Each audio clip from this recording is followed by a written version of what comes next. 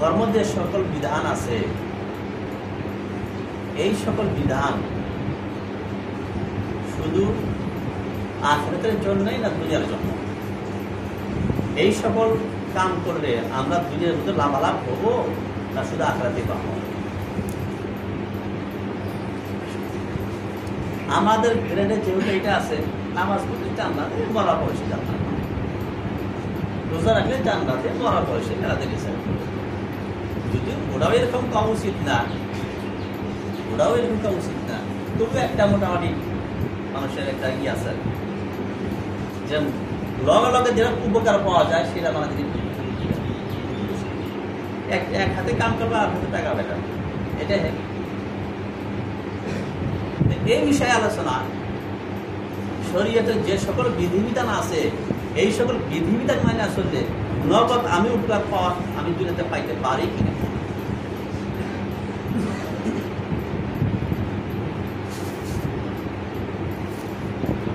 এই বিষয়ে আল্লাহ রাব্বুল আলামিন কোরআন পাকের ভিতরে ঘোষণা করেছেন, ইন্নাস সালাতা তানহা আনিল ফাহশাই ওয়াল মুনকার।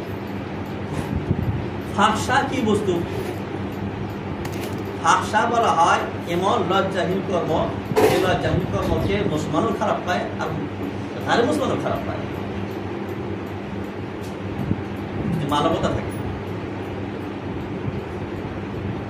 সাপোজ কি আছে,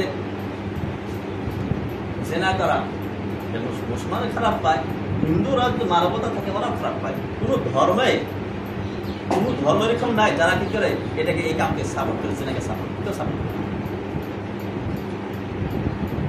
মানুষকে খুন করা এটা কেউ সাপোর্ট করে না, যা মুসলিম হচ্ছে তার মুসলিম। এই ধর্মের যত আছে এইগুলোকে বলা হয় ফাহিশা, আরবি ভাষা ফাহিশা বলা হবে। আর মুনকার কাকে বলা হয়? মুনকার বলা হয় শরীয়ত বিরোধী যে কাজ, যেটা শরীয়ত নিষেধ করছে সেই কাজটাকে মুনকার বলা হয়।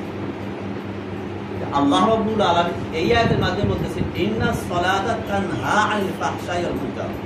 নামাজ মানুষকে বাধা প্রদান করে কি কর্ম থেকে? ফাহিশা, লজ্জাহীন কর্ম এবং শরীয়তে যেটা নিষিদ্ধ তার থেকে।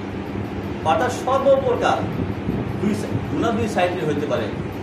হয়তো হিন্দু মুসলিম সবাই এটা কি করে খারাপ মনে করে, বা তো কি শরীয়তে কি এটা খারাপ মনে করে। তো কোন গুনাহ আছে যেটা শরীয়তে খারাপ মনে করবো না? কোন এরকম কোন গুনাহ না যেটা শরীর গুনাই হইতে পারে, শরীয়তে সাপোর্ট না করে যে গুনাই হইতে পারবে, সেটা শরীয়তে যেটাকে গুনাহ করছে, খারাপ করছে, নাজায়েজ করছে, অবৈধ করছে, সেটাকে বলা মুনকার। আর ফাহিশা যেটা হিন্দু মুসলিম উভয় পক্ষে খারাপ পায়। হিন্দু মুসলিম উভয় পক্ষে যে সকল বস্তু খারাপ পায় এই ধরনের বস্তু থেকে, এবং যে সকল বস্তুকে শরীরে খারাপ পায়, এই দুই শ্রেণীর বস্তু থেকে নামাজ কি করে মানুষকে বাধা প্রদান করে। কোরআন শরীফের তর্জমা এটা, ইন্নাস সালাতা তানহা আনিল ফাহশাই ওয়াল মুনকার। দুইটা শব্দ আছে, দুই শব্দ থেকে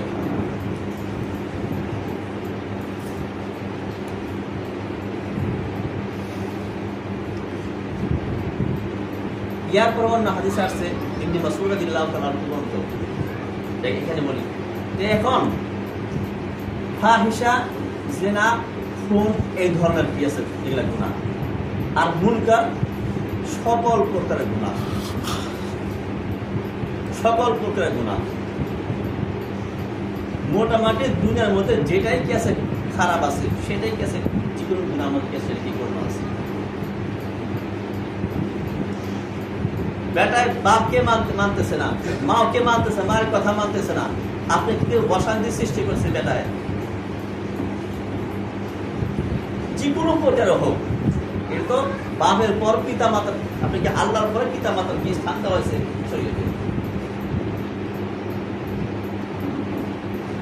গ্রামে কি বিশৃঙ্খলা সৃষ্টি করতেছে, এক না ও বাইরে ওকে ও বাইরে হওয়া যেতেছে, এই যতগুলো আছে সকল কর্ম থেকে কি করে নামাজে বাধা প্রদান করে। বেটা বাপের কথা শুনছে, এর থেকেও কি নামাজে বাধা প্রদান, যে কোনো প্রকারের ত্রুটি হোক, যে কোনো প্রকারের বেয়াদবি হোক, যে কোনো প্রকারের আপনি খারাপ হোক না, সকল কর্ম থেকে বাধা করে সেটা আজকে নামাজ। মানুষের বিয়েটি বাড়িকে নিয়ে যাবো, এখান তো বাধা প্রদান কে করে করেকশন করে। মানুষের নিয়ে আর হয়তো খারাপ নজর দৃষ্টি করবো, এখান তো বাধা কে করে সরিয়ে যেতে পারে। মানুষের মানুষ চুরি করবো, এখান তো বাধা প্রদান কে করে সরিয়ে যেতে পারে। যত প্রকারে আপনি কি খারাপ আছেন, সকল প্রকার খারাপের যদি মৃত্যু কেউ রাখে সেটা আজকে নামাজ।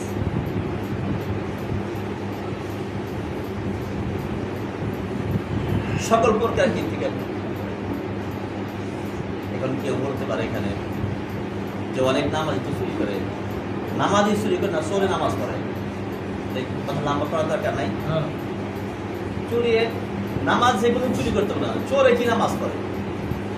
নামাজ স্যান্ডেল চুরি করে না, চোরে কি স্যান্ডেল চুরি করে নামাজ পড়ে? যাই এখন আল্লাহ রাব্বুল আলামিন নবী করিম সাল্লাল্লাহু আলাইহি ওয়াসাল্লাম দ্বারা আইন কি প্রকাশ করে দিয়েছেন যে 7 বছর বয়স হয় তখন কেউ নামাজের 7 বছর বয়স, আর 10 বছর বয়স হয় তখন কি শাস্তি এটা মারতে পারে, নামাজ না মারতে পারে।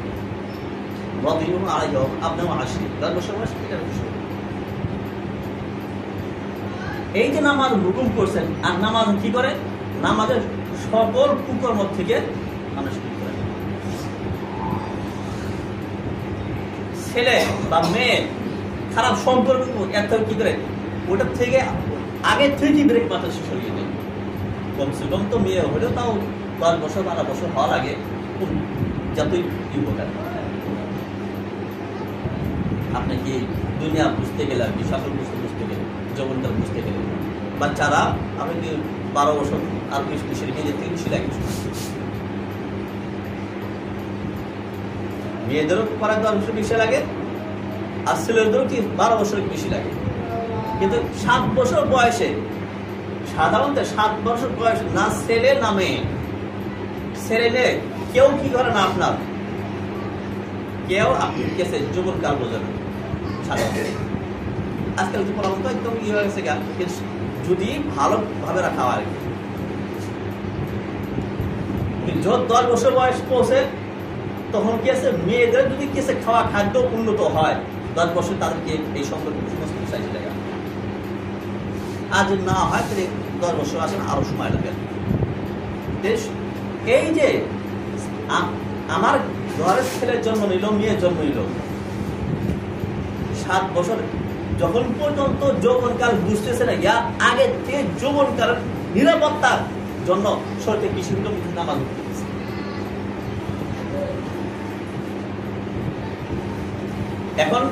এখন কি হবো আপনার যৌবনকাল তারা বুঝে আসবো, এই সময় আসতেছে, এর আগেই প্রথম থেকে কি শরীরে ব্রেক মারতেছে যে কেসে এখন এর এই টাইমগুলো আসতেছে, যার ফলে কি এর আগে এই সকল ট্যাবলেট ব্যবহার করো, যে এই সকল ট্যাবলেট ব্যবহার করো তাহলে কি আছে যখন ভবিষ্যতে এই যৌবনকাল যখন বুঝবো তখন সরকারে টেনশন করবো। 7 বছর তো হুকুমের কথা কওয়া হয়েছে নির্দেশ, কিন্তু 10 বছর হইলে মশলা কি টাইট এসে এখন যদি নামাজ না করে মার দেওয়া লাগবে, রোজা না রাখে মার দেওয়া লাগবে। যদি রাখতে পারে, যদি রাখতে পারে কোনো করোনা আছে কি যোগ্য হয়ে যায় যে শুধু নামাজের সাথে সম্পর্ক না, সকল শরীরের বিধান বিদেশ করা লাগবে। যখন 10 বছর হয়ে যায় তাহলে কি যৌবনকালের আরো পাশাপাশি হয়ে যায়, আরো নিকটবর্তী হওয়া যায় যৌবনকালে। অর্থাৎ গুনাহ সকল প্রকার গুনার রাস্তা খোলার চান্স আছে। যত বয়স বেশি হয়, যত আপনি কি আছে যৌবনকালের সময় যত নিকটবর্তী আসে তত সকল গুনার চান্স আগে আসে। যখন 10 বছর হয়ে যায় গুনাহ করার চান্স আরো কি আগে আসছে, এখন কি আরো টাইট দাও, নামাজ না পড়লে শাস্তি আছে। কারণ ইয়ার পর যৌবনকাল আসতে, যৌবনকালের মধ্যে কি খেলেমিল করতে পারে। নামাজের অনেক ফায়দা আছে, আখিরাতেরও ফায়দা আছে। আমি চ্যাপ্টার দুনিয়ার ফায়দা